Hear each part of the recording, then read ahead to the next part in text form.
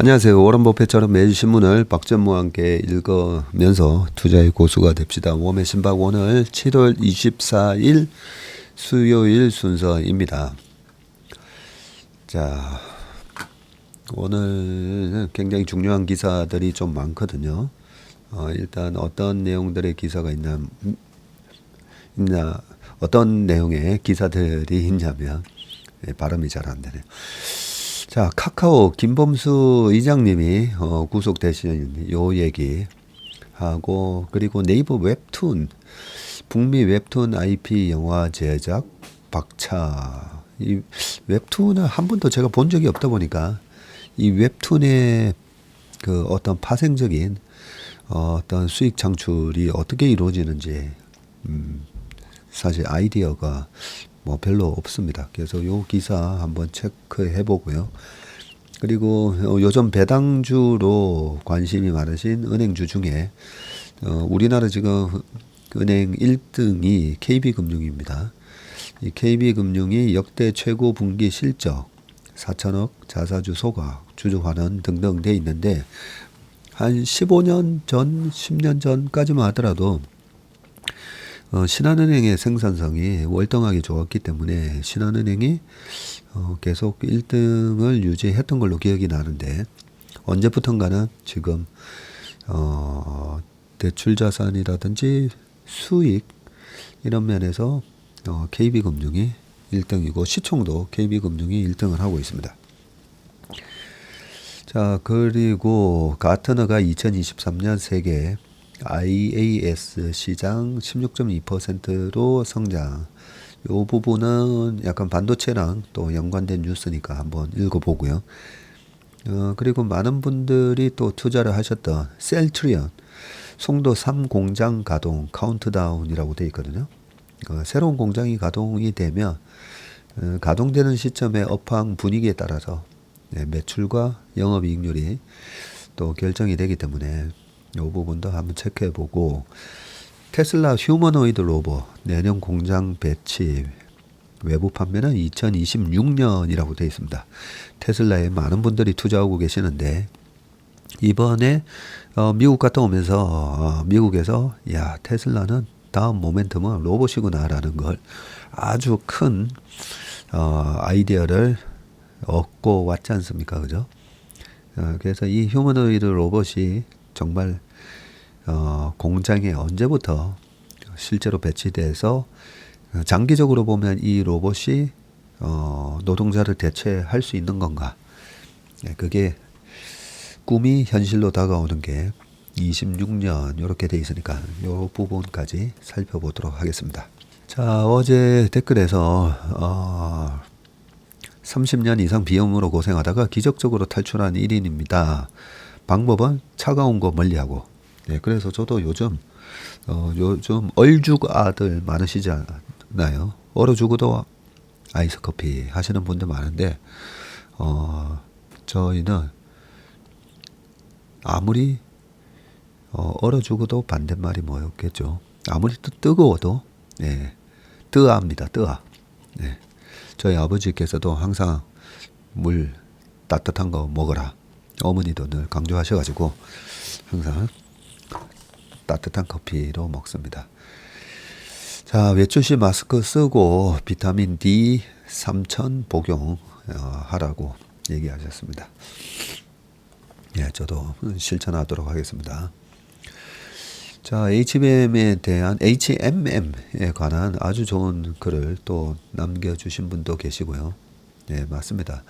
그때 21년도에 HMM 주가 그때 큰 폭으로 올랐을 때 한 유튜브 채널에서 그거 개인들 피해 안 가게 그 전환사채 있는 거 주식 전환하면 안 됩니다. 뭐 이런 얘기를 해서 제가 아니 산업은행에서 우리 세금 가지고 업황이 어려울 때 지원을 해줬다가 이런 엄청난 시클리컬 산업 같은 경우에는 업황이 회복했을 때 그죠? 그 전환사채를 통해서 연구체 이런 식으로 해서 투자했던 거를 회수해야 되잖아요. 근데 그걸 뭐 전환하지 마세요. 그때도 어떻게 보면 너무 이 개인 투자자들한테 인기 영합성 그런 발언을 하시는 걸 제가 보면서 저거는 좀 오반데 이런 생각을 했었는데 어떻게 보면 그게 산업은행 담당자로서는 이게 배임이 될 수가 있습니다. 직무유기고 그죠? 원래 그렇게 업황 다운턴에서 어려울 때 산업은행 같은 국책은행에서 지원해서 회사를 살리고 그러고 업황이 회복됐을 때 이익 실현을 하고 나오죠. 그때 주식을 전환을 해서 이제 앞으로 팔 겁니다라고 얘기했었으면 그 전환되는 물량, 이 다일루션 되는 추가적인 주식 물량이 있다라는 걸 모르고 막 PER 이게 얼마밖에 안 되네, 3배밖에 안 되네, PBR 0.5밖에 안 되네 이러면서 싸다고 생각하고 막 더 사셨던 그런 피해를 또 줄일 수 있었다라고 생각하거든요. 예, 맞습니다. 우리 마스터 조님이 말씀하셨듯이 전환해서 회수해야 됩니다. 자, 그리고 우리 메스님이 지방에서 올라오셔가지고 어제 저희 회사 왔다 가셨죠. 좀 많이 배웠지만 심리적으로 많이 흔들렸다. 이런 말씀을 하셨는데 우리가 투자를 하다 보면 심리가 되게 중요하잖아요. 주식 투자의 99%는 심리다. 앙드레 코스톨라니께서 그런 말씀도 하셨고 실제로 제가 보면 우리가 모든 일에 적성이 있잖아요. 나한테 적성이 맞는 일이 있는데 이 주식 투자는 심리적으로 저처럼 약간 좀 낙천적이고 약간 무대포 정신도 좀 필요하고요.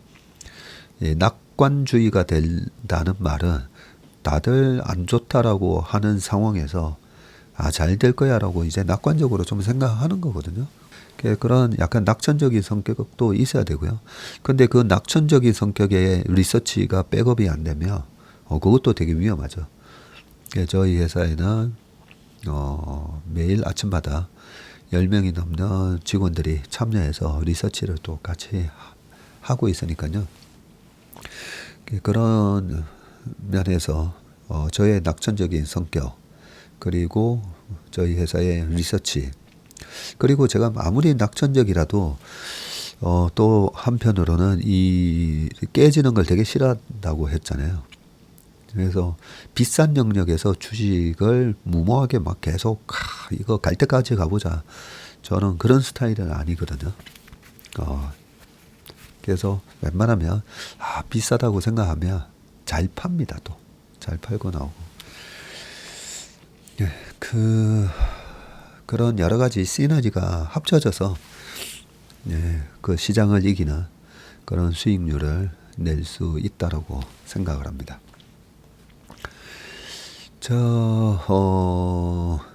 부자 마인드. 네. 항상 제일 중요한 게 부자 마인드입니다. 네. 자, 하루에 또 3번 정도 봅니다. 6개월 초년생인데 많이 글로벌화 되어지는 것 같아요. 라고 또 해주셨는데, 하루 정말 3번씩.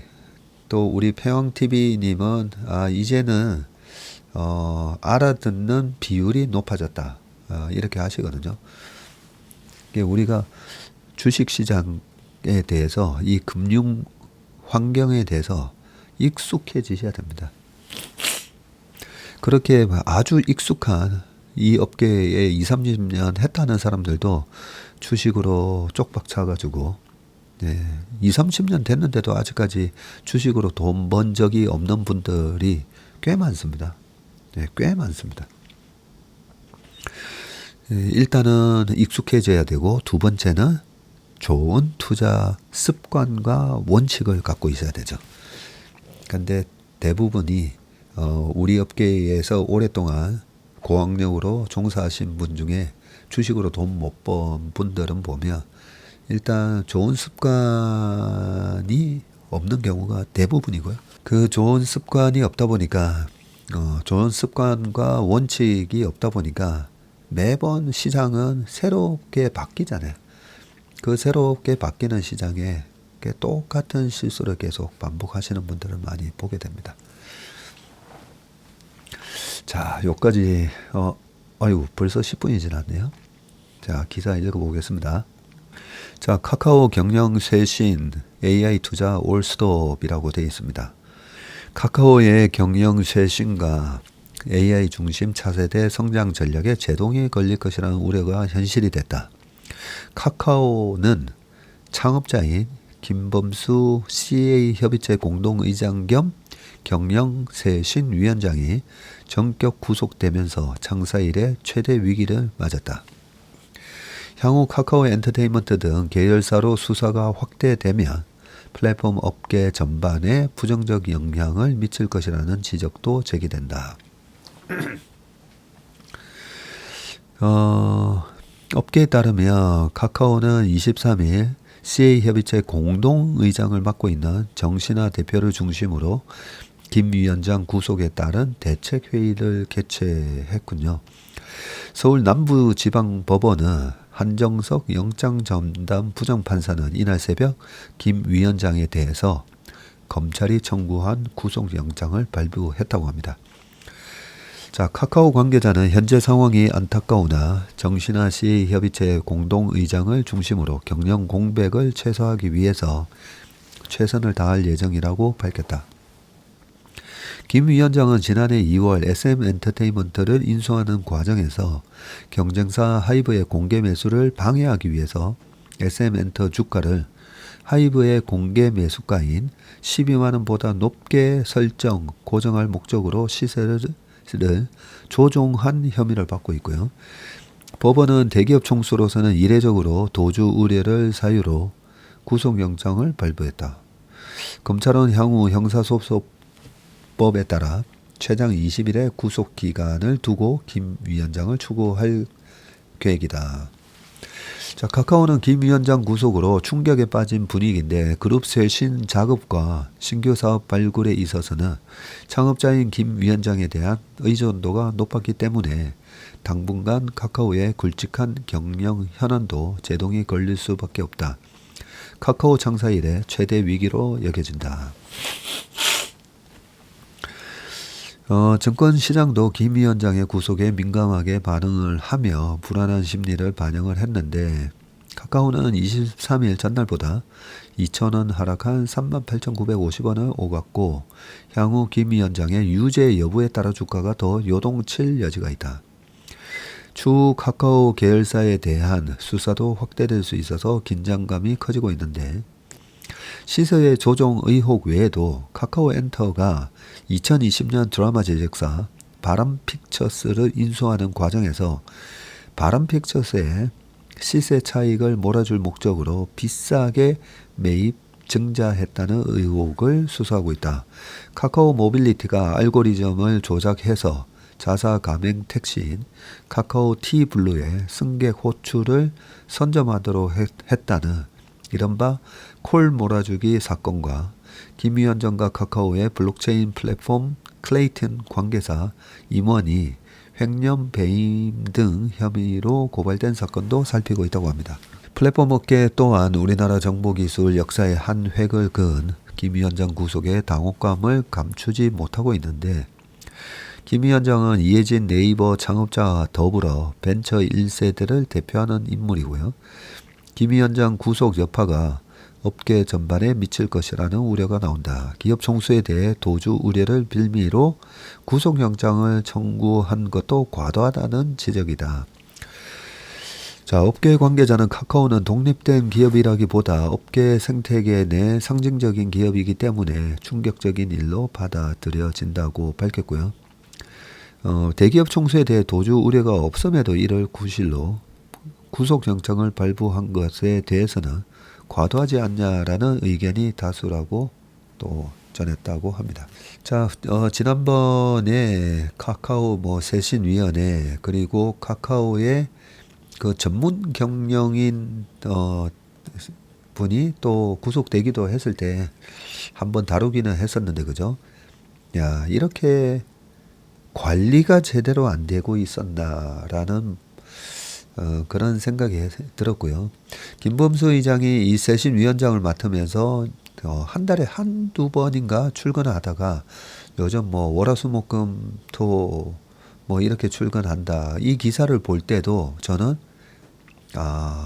이번 이런 여러 일련의 사태에 책임이 없는 건 아니구나라는 생각을 했습니다.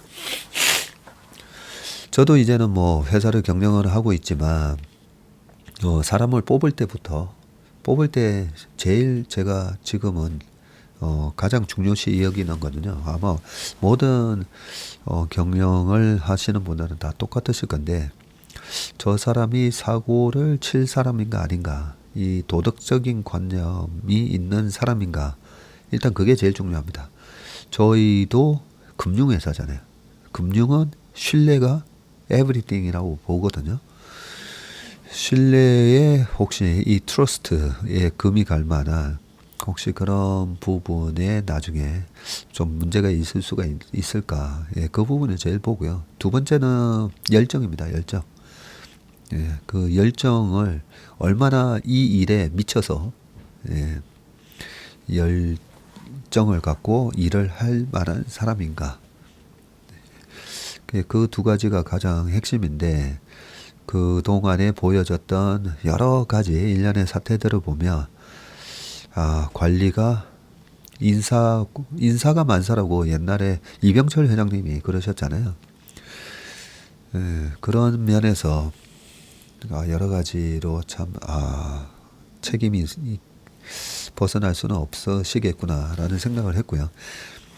우리나라에 이런 카카오 같은 회사가 없으면 뭐 네이버의 라인이 아마 됐을지는 모르겠지만 이렇게 압도적인 국민 SNS를 만들어냈고 얼마나 또 편리해졌습니까, 그죠? 우리가 카카오 쓰면서 되게 편리해졌잖아요. 그런 여러 가지 우리에게 이렇게 편리함을 제공해준 그런 기여를 하신 부분은 그 부분에 대해서는 존경을 하고 저도 그걸 우리가 잊어서는 안 된다라고 봅니다. 근데 과거에 많은 정문구 회장님도 예전에 구속되셨었고 최태원 회장님도 마찬가지고 그런 일들이 있고 나서 보면 나중에 보면 주가가 되게 좋았었습니다. 그래서 그 오너의 구속 때문에 이렇게 대주주라고 얘기하는 게 맞죠. 오너라기보다는 이 대주주 구속 때문에 주가가 더 빠지지는 않을 겁니다. 왜냐하면 이런 많은 문제들 때문에 주가가 빠진 거잖아요. 그래서 지금 김범수 의장의 구속 때문에 주가가 여기서 또 빠지면 어떡하나. 그거는 이미 시장에 다 반영이 됐다라고 봅니다.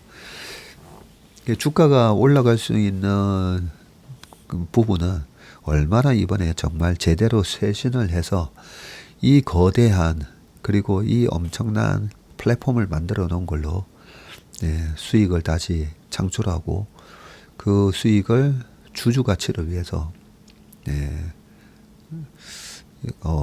이번에 이런 경영으로 인사관리부터 이 경영관리가 잘못돼서 주가가 많이 빠졌으니까 그 책임이 있으신 거잖아요. 그죠?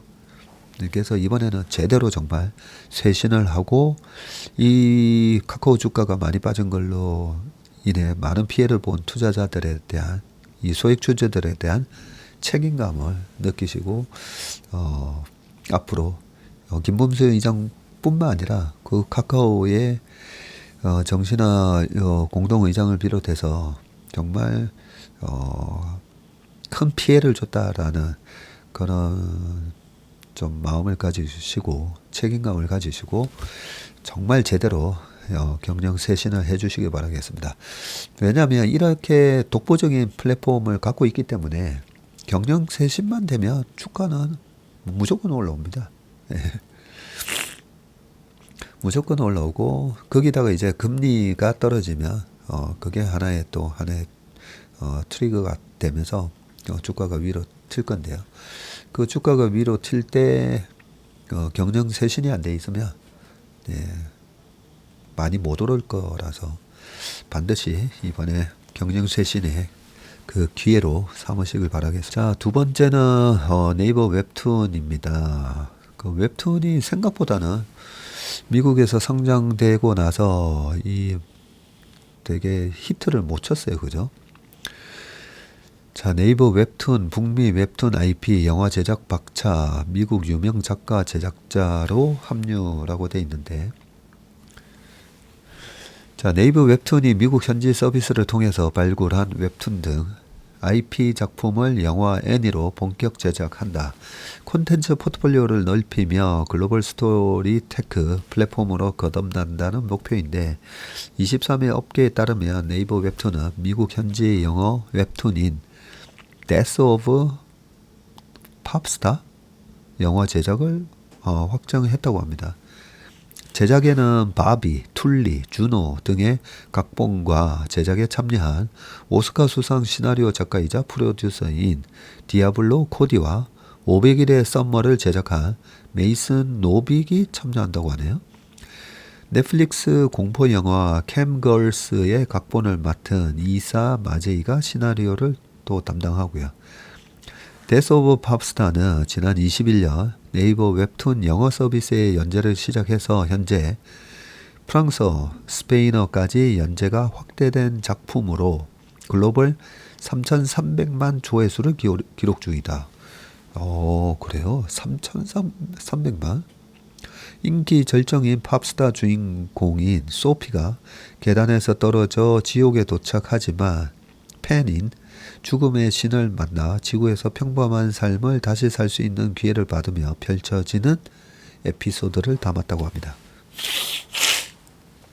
재밌겠네요. 데스 오브 팝스타 영화는 네이버 웹툰이 보유한 왓패드 웹툰 스튜디오가 전체 제작을 맡을 예정이고요. 21년 설립된 왓패드 웹툰 스튜디오는 웹툰 엔터테인먼트 산하에 있으며 웹툰 및 웹소스를 기반으로 한 영상화 제작을 추진하는 스튜디오. 현재 100개 이상의 영상화 프로젝트를 진행 중이라고 합니다. 22년 왓패드 웹툰 스튜디오의 첫 영상화 작품인 왓패드 소설 원작 영화인 Through My Window가 넷플릭스에 공개된 후 전 세계 1위를 기록한 바 있고요. 이외에도 로어 올림푸스 애니메이션 영상화를 비롯해서 그래머리 랜드, 프리킹 로맨스 등의 작품의 영상화를 준비하고 있다고 하네요. 자, 네이버 웹툰은 웹툰, 웹소설, 영상 출판 등으로 콘텐츠를 확장하는 IP 생태계 모델을 구축하고 있고, 한국에서 스튜디오 N, 북미에서 왓패드 웹툰 스튜디오를 비롯해 CJ ENM과 스튜디오 드래곤과 일본에서 합작법인을 설립하는 등 국내외 곳곳에 현지 영상 스튜디오 거점을 확보했다고 합니다. 한편 네이버 웹툰은 오는 25일부터 28일까지 미국 최대 규모의 웹 엔터테인먼트 행사인 샌디에고 코미콘에 참여해서 네이버 웹툰 글로벌 서비스 10주년을 기념하는 다양한 토론 패널, 세션과 현지 크리에이터 사인회 등 이벤트를 진행할 예정이다. 이 기사를 읽다 보면 사실 뭐 방금 읽었던 기사에 뭐 어떤 작품 이런 거에 하나도 기억에 아마 남지는 않을 겁니다. 근데 이렇게 기사를 얻다 보면 하나의 이 약간 영감이 딱 떠오를 때가 있거든요. 투자 포인트나 이런 게. 이번에 미국에서 테슬라는 로봇이구나 이런 영감이 떠오른 것처럼 이 웹툰의 이 가치는 뭘까에 있어서 그 기업이 가지고 있는 이 무형의 가치라든지 이걸 이제 발굴해내는 게 되게 중요하거든요. 투자에 있어서는 재무제표만 보면 다 해결이 되면 주식 투자가 얼마나 쉽겠습니까? 근데 그 재무제표에 나타나 있지 않는 경쟁 우위라든지 브랜드 파워 그리고 CEO의 경영 능력 뭐 이런 것들이 다 무형의 자산이잖아요. 그래서 내가 투자하는 기업의 이 재무제표에 있지 않는 걸 찾아내는 게 투자의 하나의 또 핵심이고 또 그 키포인트라고 볼 수가 있는데 자, 이 웹툰에 관해서 제가 쭉 읽으면서 떠오른 게 미국의 역사가 한 이제 300년 이렇게 되다 보니까 이 디즈니 만화 영화 그동안에 한번 잘 생각해 보시면 인어공주부터 해서 그래 뭐 미녀와 야수, 정글북 등등 뭐 있는데 나중에 한 20년 지나면 또 똑같은 소재를 또 써먹습니다. 그죠?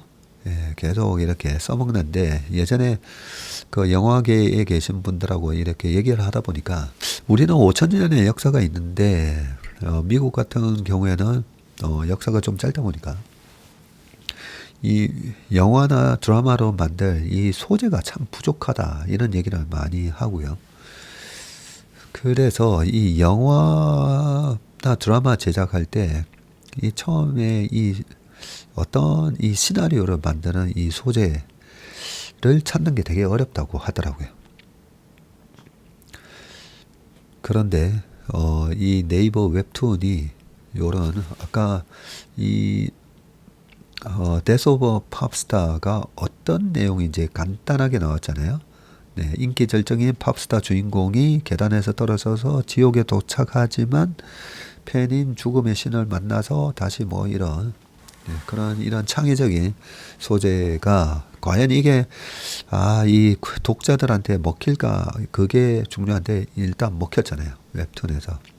그러면 이걸 영화화시키고 그 영화화시킨 게 또 대박이 난다든지 우리나라의 넷플릭스 드라마나 이런 거 보면 웹툰을 소재로 해서 만든 드라마나 영화가 되게 많지 않습니까? 오징어 게임도 웹툰이 기반 아닌가요?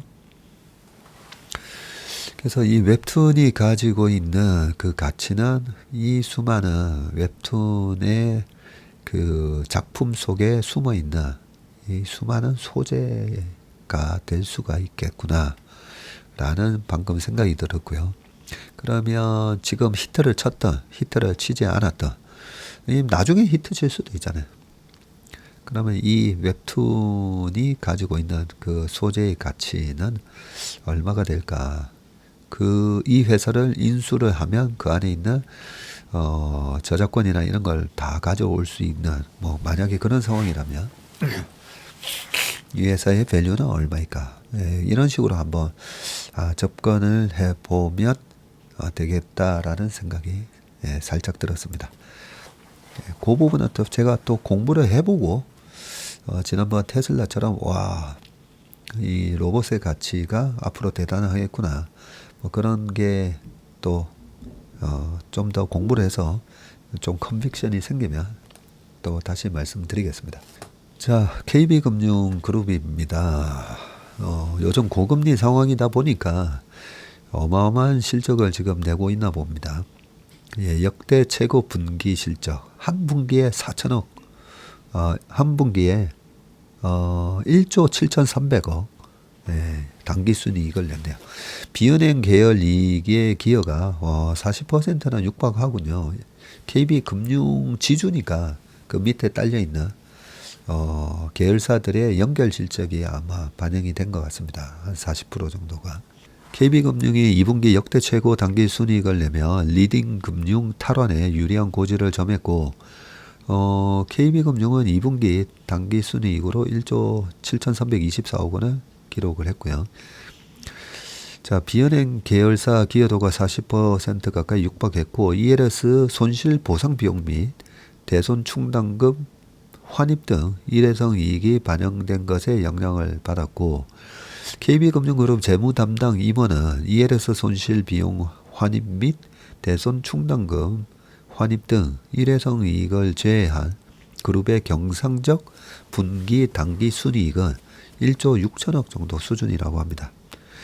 자, 24년 상반기에 당기 순이익이 1조 5천억 원으로 ELS 손실 관련 대규모 충당 부채 전입 영향으로 전년 동기 대비해서 19%는 감소했고요. 2분기 당기 순이익은 1조 1,164억 원으로 대출 평잔 증가에 따른 견조한 이익 흐름과 ELS 손실 관련 충당 부채 및 대손 충당금 환입 등의 영향으로 전분기 대비 증가했습니다.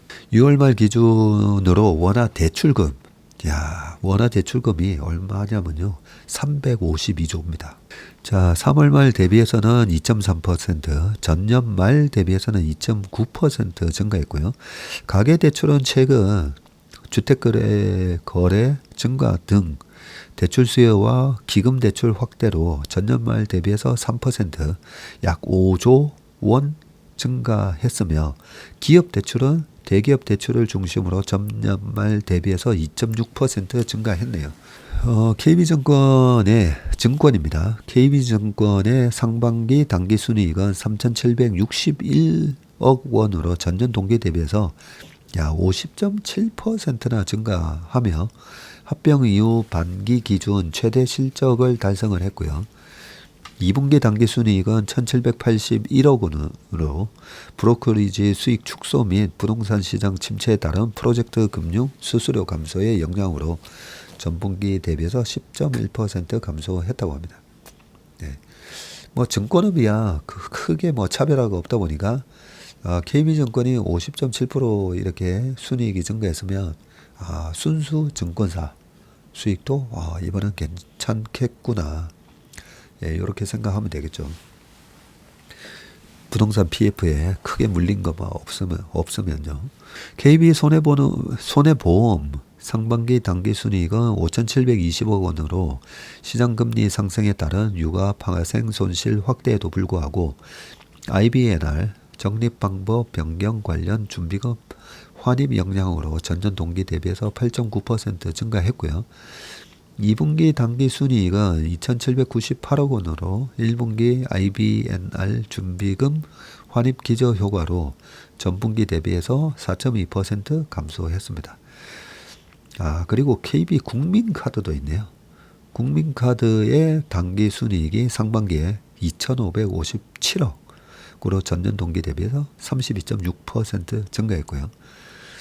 자, 그 밑에 KB 라이프 생명도 있네요. 이게 어디 회사 인수한 거 아니었나요? 상반기 개별 기준 당기순이익이 2,023억으로 금융자산 평가 손익 및 외환 파생 손익 기저 효과에 따라서 전년 동기 대비해서 8.2% 감소했다. 2분기 개별 기준 당기순이익은 989억 원으로 미지급 보험금 산출 기준 변경 반영에 따른 비용의 일시적인 증가 등으로 인해서 전분기 대비해서 4.4% 감소했다고 합니다. 자, KB금융그룹 이사회는 이날 4천억 원 규모의 자사주 매입 소각 계획과 함께 주당 배당금을 1분기 대비해서 상향된 791억 1원으로 결의를 했고요. 지난 2월 3,200억 원 규모 자사주 매입 소각에 이어서 추가로 또 4천억 원 규모의 자사주 매입 소각을 단행한 것이다 라고 합니다.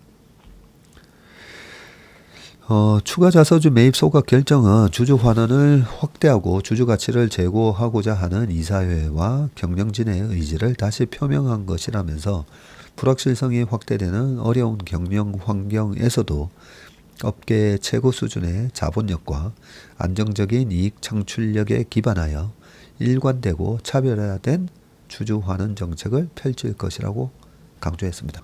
저희 회사의 이승준 대표가 저한테 얼마 전에 그 얘기를 하더라고요.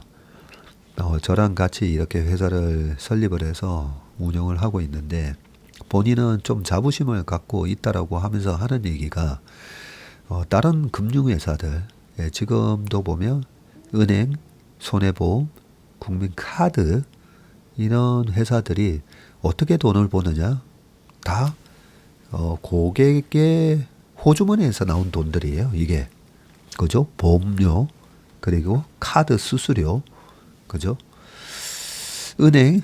은행도 대출 이자 우리가 많이 주고 예금 이자는 조금 받고 그죠? 다 우리 돈에서 나오는 그렇게 고객의 호주머니에서 나온 돈으로 돈을 버는데 그래도 우리는 고객의 돈을 불려주고 거기서 성과급을 받거든요.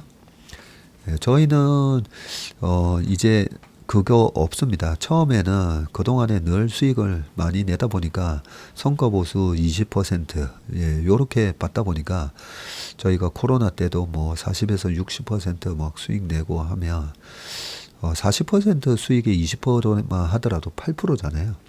그동안에 너무 고객들로부터 성과보수를 많이 받아서 제가 회사 설립하자마자는 1.5% 그냥 손치 1.5%만 하고 성과보수 없는 걸로도 하긴 했다가 그게 나중에 이 중간에 해지가 들어오고 하면 복잡한 것도 있고 해서 지금은 이제 다 신규 고객은 이제 그거 다 없앴고요. 성과보수만 받는데 그래서 저희는 고객이 돈을 벌지 못하면 저희도 돈을 못 버는 구조입니다. 그래서 저희 이성준 대표가 그래도 우리는 고객 돈을 불려주면서 우리도 수익을 내는 구조라서 그게 좀 자부심이 있다. 이런 얘기를 했던 기억이 납니다. 자, 세 번째 기사는요. 가트너 2023년 세계 IaaS 시장 16.2% 성장. AWS가 39% 점유라고 돼 있는데 자, 세계 서비스형 인프라 시장이 이아스? 그냥 이아스라고 읽을까요? 16.2% 성장을 했는데 아마존 웹 서비스가 시장 점유율 39%로 부동의 1위를 차지했다. 가트너에 따르면 지난해 이아스 시장 규모는 총 1,400억 달러로 전년 1,200억 달러보다도 또 200억 달러 증가했네요. 1,400억 달러면 저기다가 4 곱하면 그죠? 야, 180조 정도 되는 규모입니다.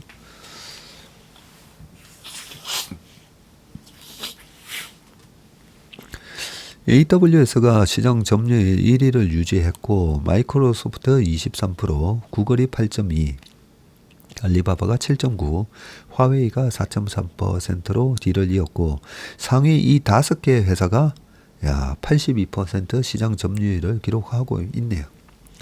시드네그 가트너 VP, 바이스 프레지던트죠. 이 애널리스트는 주요 하이퍼스케일러들이 생성형 AI 도입을 목표로 이아스 서비스를 계속 확장함에 따라 서비스형 소프트웨어와 서비스형 플랫폼 같은 다른 영역도 성장할 것이라면서 이아스는 모든 배를 띄우는 조류와 같다고 얘기를 했습니다. 그는 올해 이후에도 이어질 생성형 AI에 대한 투자로 인해서 클라우드 기술의 기하급수적인 성장이 이어질 것으로 전망을 했다고 합니다. 네. 아침에 테슬라 실적 저거 체크를 하면서 앞으로의 캐펙스 투자 이런 것도 좀 보기도 했는데 AI 칩에 대한 투자만 한 8천억 한다 이렇게 또 돼 있었던 것도 보고 어쨌든 이 반도체의 전방 산업이 이런 클라우드라든지 데이터 센터를 비롯해서 휴대폰, 모바일 요즘 이런 쪽이 계속 나쁘지 않은 것 같더라고요. 이 빅스케일러, 이 하이퍼스케일러들의 캐펙스 투자나 이런 걸 보면 여전히 굉장히 공격적으로 하고 있다는 걸 알 수 있습니다. 자, 셀트리온 송도 제3공장 가동 카운트다운. 셀트리온이 인천 송도 제3공장 상업 가동 초 1기에 들어갔고요. 오는 12월 가동에 착수하면 총 25만 리터 생산 규모를 확보하게 되는데 셀트리온은 인천 송도에 위치한 제3공장이 상업 생산 가동 전 최종 밸리데이션에 돌입했다고 23일 밝혔습니다. 밸리데이션은 의약품 제조 공정 개발부터 생산 단계에 이르는 전 과정에서 제품이 미리 설정된 기준에 적합하게 제조되고 있는지 객관적으로 검증해 문서화하는 작업이고 의약품 상업 생산 이전에 필수적으로 요구되는 단계라고 합니다. 셀트리온은 지난 21년 9월부터 23년 11월까지 27개월간 약 2,700억 원을 투자해서 전체 면적 약 22,300 스퀘어미터 약 한 6,700평 되네요. 지상 5층 규모 제3 공장을 준공을 했고요. 송도에다가 했겠죠, 당연히. 이후 설치, 운전, 적격성 평가와 기타 등을 거쳐서 주요 장비 생산 공정의 완전성을 검증하는 성능 적격성 평가를 진행하고 있다고 합니다. 이 평가가 완료되면 오는 12월부터 상업 생산에 돌입할 예정이고요. 연간 생산 능력 6만 리터 규모의 제3 공장이 가동이 되면 셀트리온은 현재 보유하고 있는 10만 리터 규모 제1 공장과 9만 리터 규모 제2 공장까지 합쳐서 총 25만 리터 생산 능력을 확보하게 됩니다. 신규 3공장은 다양한 품목을 경제성 있게 소량 생산하는 다품종 소량 생산에 특화된 생산 시설로 7,500리터 배양기 총 8개를 배치했네요. 특히 3공장은 세포 증식 단계를 구축할 수 있는 신규 배양 공정 설비를 도입하고 정제 공정에도 자동화 기술을 확대 적용하는 등 생산 효율성을 극대화하는 데 집중했다. 셀트리온은 3공장 상업화 생산 돌입에 앞서서 최근 옴니클로, 졸레어 바이오시밀러, 스테키마, 아이덴젤트 등 고효율 하이타이터 고효과 제품 허가를 획득했고요. 본격적인 상업화에 돌입하며 유연한 생산이 가능한 제3공장의 역할과 중요성이 더욱 커질 전망이라고 합니다. 자, 한편 26년 초 완공을 목표로 송도 캠퍼스 내 짓고 있는 신규 완제의약품 공장도 27년부터 본격적인 상업 생산 체계에 돌입할 예정이라고 하네요. 이 3공장이 끝이 아니네요. 26년 초 완공이면 내후년 초다, 그죠? 한 1년 반 남았네요. 이러면 저는 이제 옛날 기사도 한번 찾아보거든요. 21년도에 셀트리온 주가가 뭐 한참 좋을 때 이런 새로운 또 공장을 건설 발표를 하고 이 새 공장이 나중에 완공이 돼서 거기서 상업 생산이 실질적으로 되면 매출이 얼마 늘어날 거기 때문에 주가가 얼마 가야 된다. 네, 그런 리포트 한번 찾아보면서 그래서 그때 당시에 계획했던 거라 실제로 계획대로 되고 있는지, 만약에 이쪽에 업황이 나빠지잖아요. 나빠지면 그때는 뭐 만평으로 해서 뭐 2만 리터를 하려고 했는데 지금은 좀 줄었다, 뭐 이럴 수도 있는 거거든요.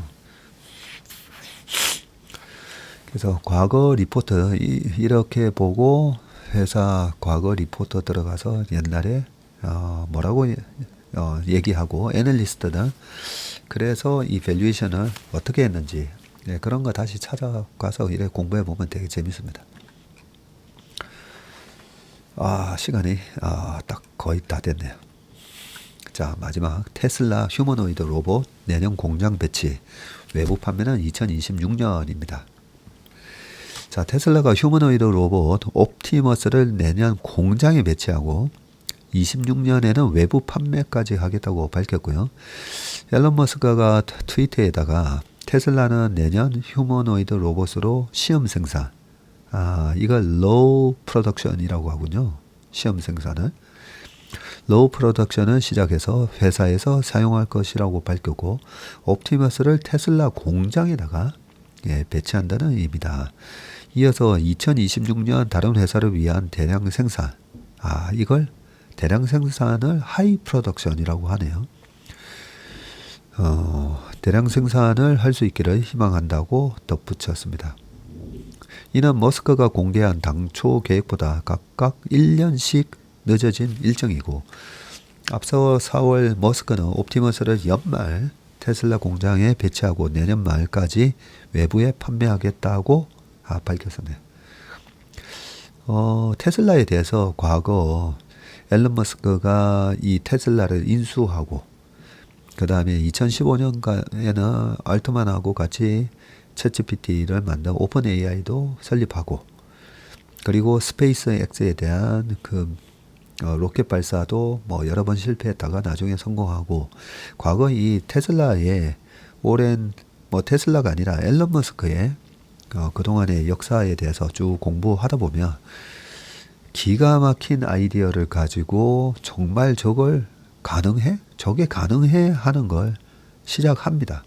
그리고 본인이 워낙 하드워킹이다 보니까 일정도 되게 팍팍하게 짜요. 그러다 보니까 혼자서 하는 게 아니잖아요. 이게 항상 일정보다는 스케줄보다는 비하인드 스케줄이었어요. 항상 제대로 온타임하게 된 적은 한 번도 없었습니다. 그렇지만 지나고 나면 다 해내더라고요. 그런 측면에서 일정보다 1년씩 늦어졌는데 이거는 크게 문제는 아니라고 보고요. 일론 머스크가 상상하고 그걸 구현하고자 하는 이런 로봇 생산이 그동안에는 이 로봇 암 수준에서 그동안에 뭐 자동차도 만들고 했었는데 그 로봇 암이 해결하지 못하는 사람이 해야 되는 일을 지금 이 휴머노이드 로봇이 하겠다는 거잖아요. 이랬을 때 수많은 자동차 회사들 투자를 하려고 해도 뭐 노조 때문에 파업 때문에 나는 못하겠어 이랬던 부분을 이 테슬라는 그런 부분이 없어지는 거잖아요. 참 대단한 사람이라는 생각이 듭니다. 네. 자, 요 제일 밑에 가격이 테슬라는 21년 휴머노이드 로봇 개발에 착수한다는 계획을 발표했었고요. 지난해 9월 공개한 영상에는 옵티머스가 사람처럼 팔과 다리를 움직이고 테이블 위에 블록을 색깔별로 구분하면서 손가락으로 달걀을 짚는 모습이 담겨서 주목받았습니다. 옵티머스 가격은 대당 $20,000 이하로 예상된다. $20,000 이하요? 야, 그러면 경차 가격? 지금 환율이 비싸니까 아반떼 가격보다도 훨씬 싸다, 그죠? 나중에 나오면 한 대 사보고 싶네요. 그래서 우리 회사에도 갖다 놓고 제 이 지저분한 책상도 좀 닦으라고 그러고 좀 이 책상 정리도 해달라고 그러고 좀 시키고 싶네요. 네. 네, 오늘의 워미스막은 여기까지 하겠습니다. 오늘은 비가 그쳐가지고 괜찮아 보이긴 한데 아직까지는 방심하지 마시고요. 비 피해 조심하시고 건강한 하루 되시길 바라겠습니다. 고맙습니다.